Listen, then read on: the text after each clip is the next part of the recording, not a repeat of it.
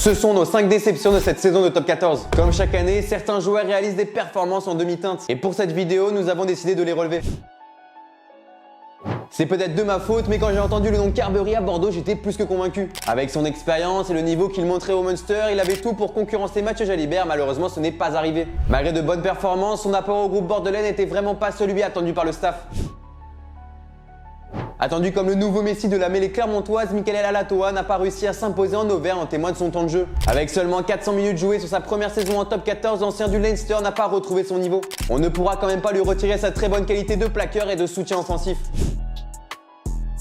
Comment parler de déception sans évoquer l'arrivée de l'ailier portugais Rafael Costa Storti au Stade français? Tous les supporters parisiens n'avaient Dieu que pour lui avant le début de la saison et pourtant il n'a joué que 3 pauvres matchs. Ce que je juge ici, ce n'est pas son niveau mais plutôt son utilisation qui semble incompréhensible quand il traumatisait les défenses de Pro D2 la saison dernière.